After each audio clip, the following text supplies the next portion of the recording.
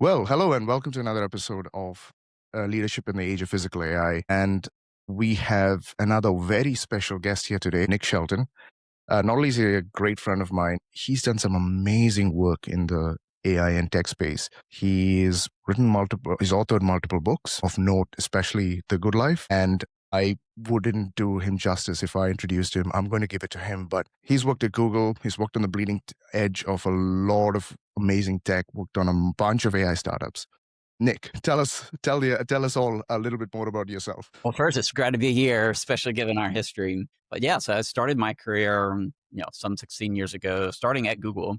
Started off in their sales, go-to-market division. Got to see how Google in those startup days, and it was interesting to see it. And over my 8-year history there, saw it grow to be, global multinational. Even my own expertise shifted from sales, marketing, go-to-market to recruiting, which I've loved. I've been associated in the recruiting the last decade, helping grow teams, help build lasting systems, and all that goes along with that from the HR side. But as most people do, I've gotten the itch to join the world of startups. So joined 2018, a company that was only 15 people at the time is called Applied Intuition. They do autonomy of pretty much everything now.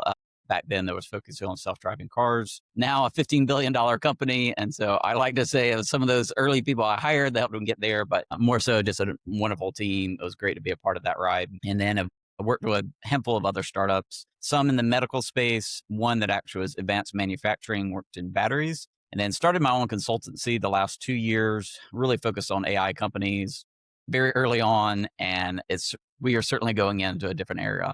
It's so fun to see what teams are doing with so much less, and how even from 6 years ago, the landscape has changed of how companies are starting, how they're going to market, and assembling the right team to actually make themselves a profitable business. We're actually quite glad that you're here because, I mean, the number one question that we get is about jobs. And from someone who's sort of both handled the tech side, been part of the AI revolution, really, and also understanding human resources training and how that whole industry has evolved over the last, say, 10, 15 years. I'm keen to know, what are your thoughts on the future of recruiting, future of hiring? Okay, let me just ask you this bluntly. Are we all going to lose our jobs? No, there is some optimism. And I even had myself. I've even wondered, like, oh yeah, is there going to be such thing as recruiting teams, HR managers? And so I think I'm certainly on the optimistic side, but I think there's something we all need to know. And we know that, one, we need to be open for change. So the one thing, this goes back to my Google days, and this is not, the world of AI, but when I worked at Google, we found like the biggest thing that prevented us from people adopting Google products, and it was mostly just about change. And so the number one thing that Google trained us as account executives was like, all right, learn how to manage people and learn change management skills. And we were representing, Gmail, Google Drive, eventually Google Cloud. And we would speak with people who knew that it was a better solution out there, but it was just a matter of managing what people do. And so I think we have to know, as people, we have to be open to change. We need to start adopting these AI tools. And, once we understand that, we can make ourselves much more fungible in the labor market. And one thing I like to kind of steer this conversation, to kind of give people a high level perspective. And it comes from a Sam Altman quote that he mentioned 2 years ago. And I think as we're seeing materialize now, but the labor force has been a pyramid since the Industrial Revolution. So you have a large bottom layer of workforce that, your hourly workers, your recent college grads, and whether it's a factory, whether it's a tech company, it's kind of followed that same. And, people will kind of grow up the ladder and, eventually get to the CEO. I think that is about to change in the world of AI. I'm curious to hear your thoughts on the world of physical AI. But he said the format of the new, company is going to be diamond shaped. There's going to be very few people that AI is going to take that whole bottom layer of data analyst, of entry level work. And there's going to be a large middle layer, and people will have agents and AI assistants, that digital clones up under them that will be doing that work. And then they will be, kind of the same executive function that will be managing that. So we're already seeing that.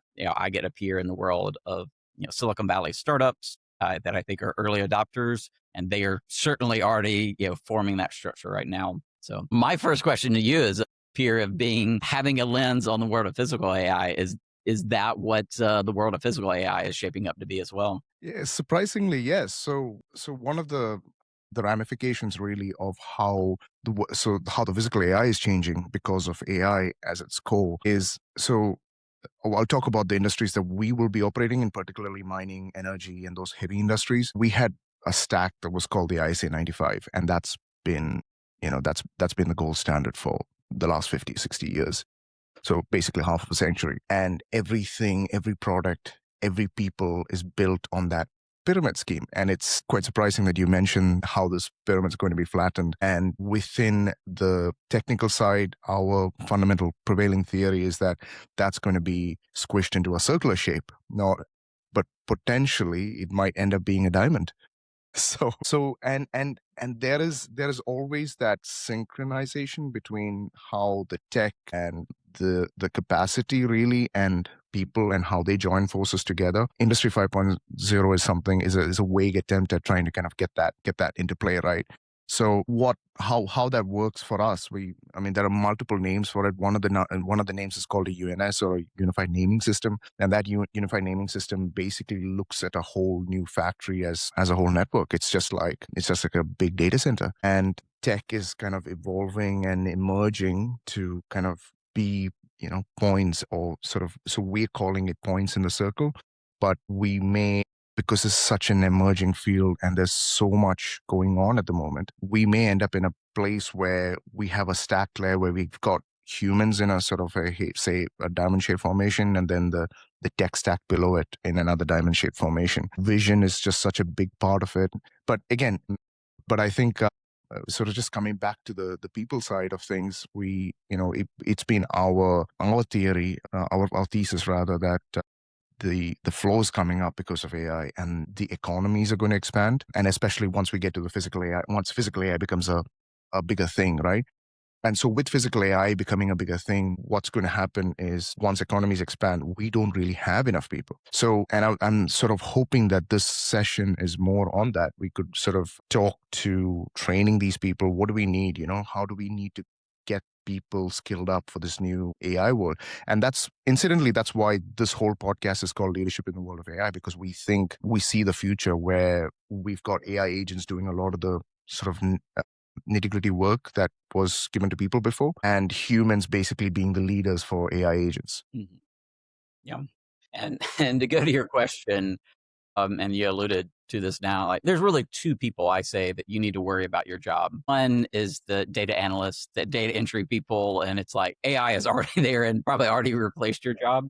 The other, and this is actually scary for a lot, is the 100% people manager. And, I think in a traditional world, you kind of like, oh, you get out in the workforce, you work hard early in your career in your 20s and 30s, and you work your way up into management and you just manage people. And, I think in the future workforce, whatever industry you be, you're not going to just be 100% managing people. And so I would say don't rely on that skill. And so luckily, you can still right now start learning how to manage AI agents, learn how to use these assistants. So I think, that is something you need to build. The other, the implication is, I think where a lot of businesses are rely more just on personal relationships. Have a lot of my network who have continued on with the sales process, now VP directors of sales, and they're seeing it now and saying like, yeah, as a salesperson, our strength is going to be in the relationships we have.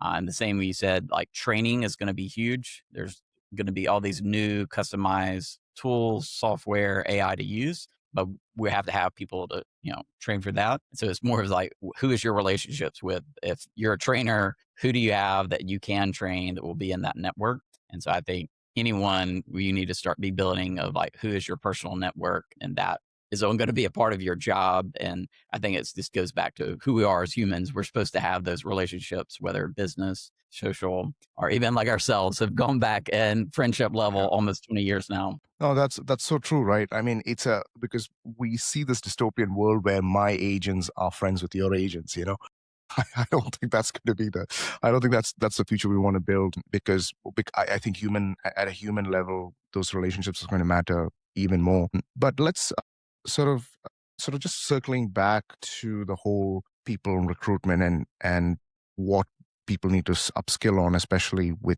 now that we're not that far from having physical AI as part of our world, right? Like, I mean, 3 years ago, AI was still an out there thing. It was just such a small niche of people working on AI, and it was just for the scientists. And now, my 5-year-old girl, she knows ChatGPT, and she's like, "Oh, let's ask ChatGPT." So they're growing up in a world where it's like the Google from our generation, where we don't know any other any other program really.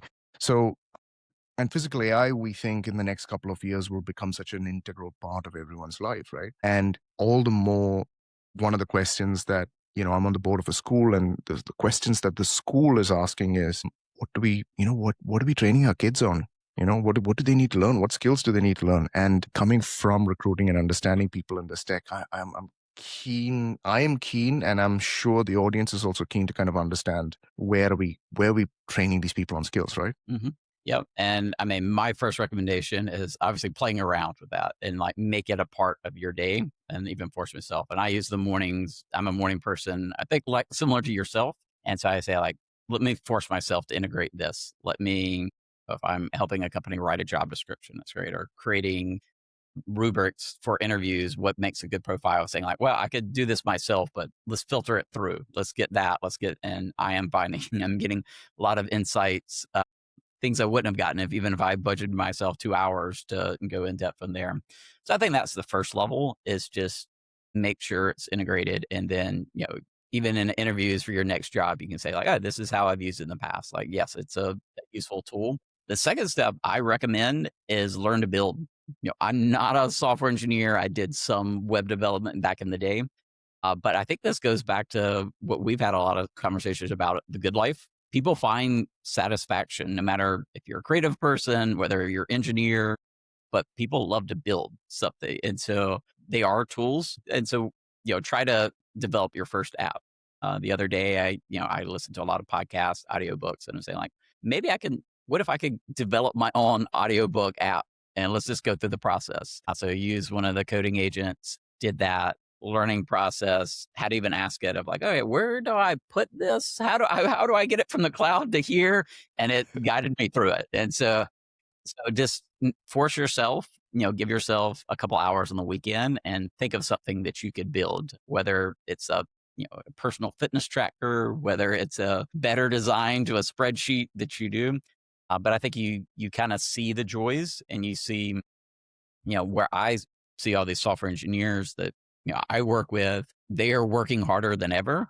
And is because it's almost, they can't stop. We've had to say that they're like, but they love that they're like, oh, I can get this started. I can work on this. And I've always wanted to work on this project. And before I thought I would have to take a sabbatical to do it. And I can now just do it at night when I get home. Yeah, I think there Wake is up in going the to be morning and it's ready. yeah.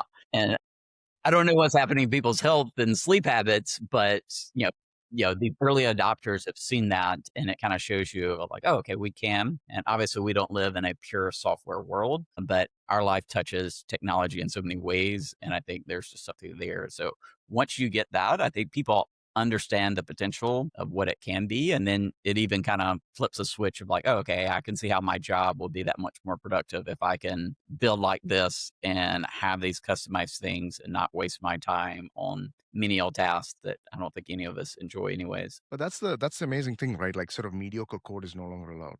Like, you cannot come into a room and basically hand over sloppy code, because it's like, I've spent a lot of time on this.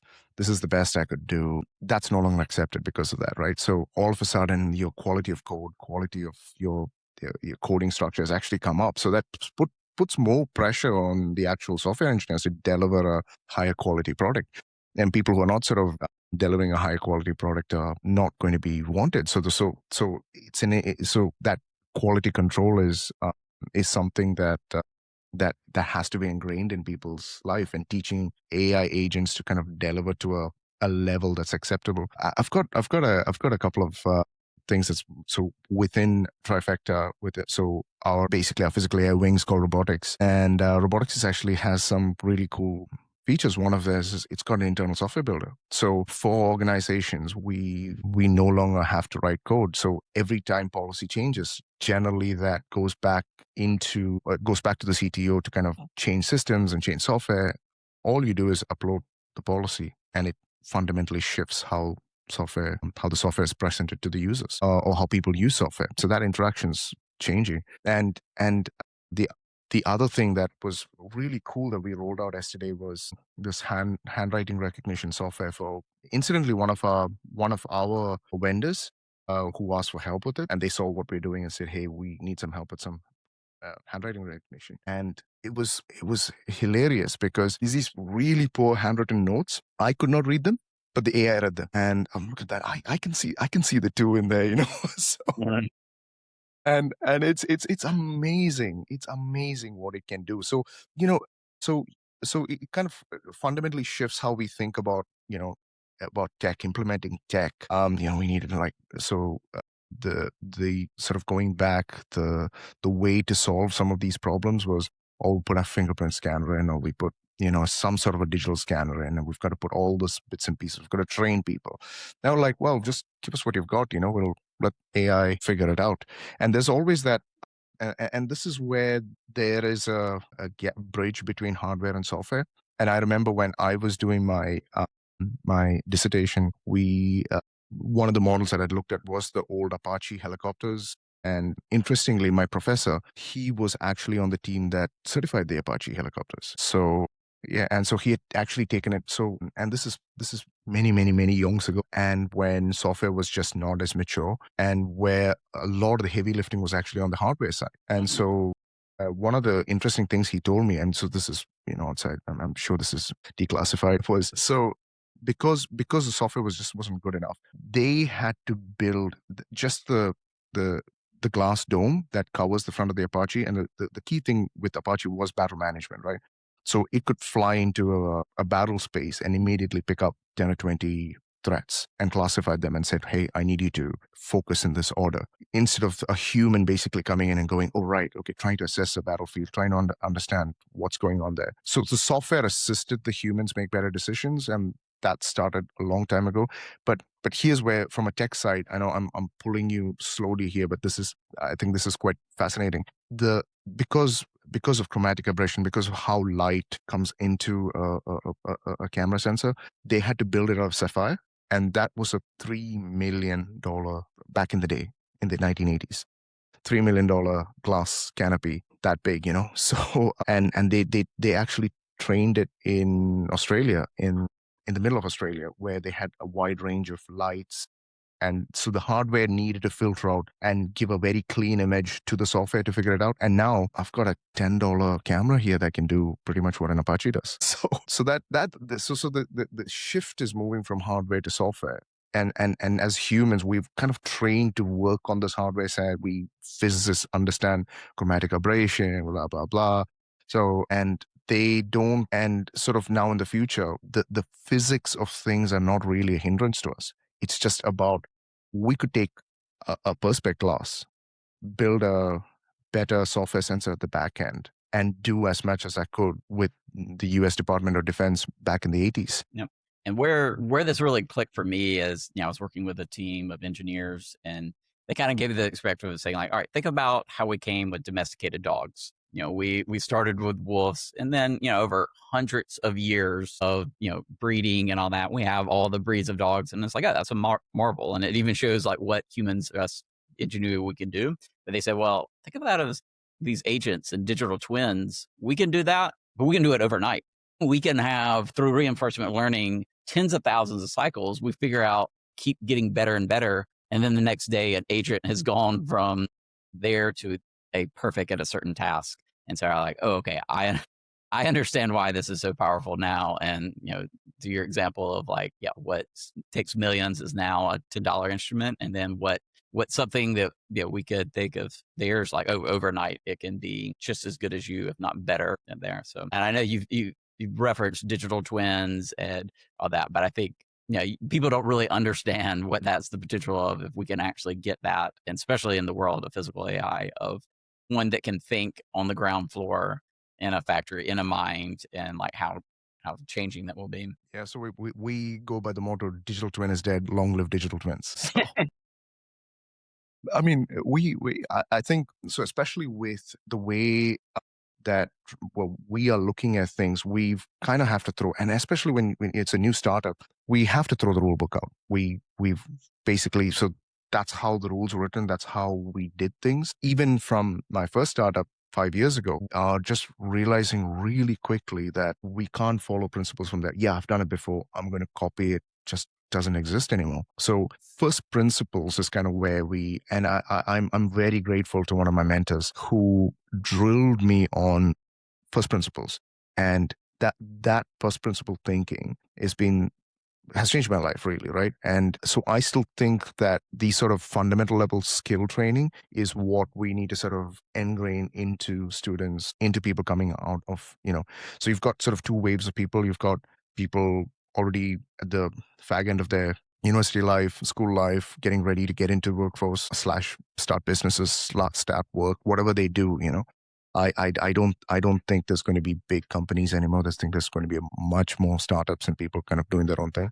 On the other side, you've got kids who have basically born into the AI era, and they've got a long way ahead of them. And how does training and school curriculums, university education sort of train them in the next 20 years? And you know that in the next 20 years, AI is building AI. So things are going to be vastly different. Mm-hmm. It's yeah, I don't even know where to recommend. And yeah, going back to your point on the nature of companies, like I'm seeing it going smaller and smaller. I was lucky enough to go see Silicon Valley through the 2010s and saw firsthand through Google and saw the other kind of tech giants rise at that time, Meta, Amazon. Then kind of was sitting on the sidelines and saw the kind of second wave of startups, the Ubers, the Airbnbs of the world. But even their approach was, all right, yeah, hire a lot of engineers. Let's get a lot of people. Let's build great marketing teams. Let's go swing for the fences. And some of them, were major successes. But, even the generation of startups I'm seeing now, it is very much more focused. They're, raising money, probably much more even comparison for, but their teams are so small. And they've even come up to me and saying like, how do we find the right people? And like, instead of hiring 12 software engineers, we want to hire one or two that get our culture, that understands this, it's going to be there through the thick and thin. And the same, it's like, all right, we want, we're not just going to hire a team of marketing people. It's like we might hire one salesperson, and they're also expected to do marketing as well. We're going to keep the loop up, and they're finding there's so much more. There's not that organizational hierarchy prevents things. And I've been impressed with a lot of teams, 4 to 10 people that are getting a lot done. And if you were to, no one would guess behind the scenes, it's only a small team. But I think that's there. And I've been a part of those. I know you have as well. And there's certain joy of that. It's almost like you are a family. And so, yeah, I think the world's going to be a better place if run by all of these smaller, close-knit companies that can kind of look out for its people, but also be very focused and not have to deal with the old school framework of running a large corporation. Yeah. The industries we come from and the industries we are targeting really, the behemoths, they're huge, huge organizations. And so how that's going to shift is something that, again, I don't think we need to come with a preconceived notion on how things will be. And my training really has been to work and understand and then suggest or move, right? So, and now with AI, so that iterative process is faster than ever before. So we're almost out of time here. And I know we have you on for the next show, but so closing remarks. So especially for those people, I think talk to those people who are especially concerned about their jobs, right? Right, the current workforce, right? So the millennials and the people the people who are falling into their career. Fair enough. What can they do right now, I suppose, in terms of getting ready for what's coming? Yep. And so for the young people that not sure what they want to do, don't have a job, I just get good at these AI skills. There's a lot of free resources out there that'll help you get that. And I'm even seeing on the front lines of working for numerous companies, they're already asking for people with those skills. That's like one of the most desirous skills. So people who are AI Excel, native right? there. So, yep. So if you can get that, you're going to have a leg up. So the jobs hopefully will come to you. And then the others, just be open to change. The example you used before, if you're a manager, like be open to be like, well, I'm maybe not going to be 100% managing the rest of my career, knowing that, there is opportunity. And I think there's a way to steer this into doing the things that you're more qualified to do that are actually more, enjoyable and things. So just have that open mind and also do be adopting these tools, learn how to understand. But I'm fully optimistic there's going to be a lot more jobs. They may not look the same title, same size of organization as the past, but there will be jobs out there. Well, we'll have to wrap this up, but when we come back, I really want to talk about the culture of organizations and change management, and I think that's going to be critical on how we succeed for the future. We'll stay within the AI realm because I think that's relevant, and it would be a waste not to have you talk to some of those sort of human behaviors that we need to cultivate and develop. And especially for the listeners of the show, we've only done 5 episodes, but we've reached over 15 countries. So yeah, so I'm sure a lot of people are tuning in. People are trying to learn. So I'm sure that you're going to be a blessing to all of them, and they're going to really fundamentally understand and help them in their careers. But thank you so much Well, for thank you coming on so the much. I show. think you and your organization is going to be one of those that will be opening up those careers that people don't dare. So really excited to see what you're doing and excited to see the future of it because, yeah, it's so much promise. Hopefully, yeah. Well, thanks, Nick, and see you on the next show. Yeah, see them.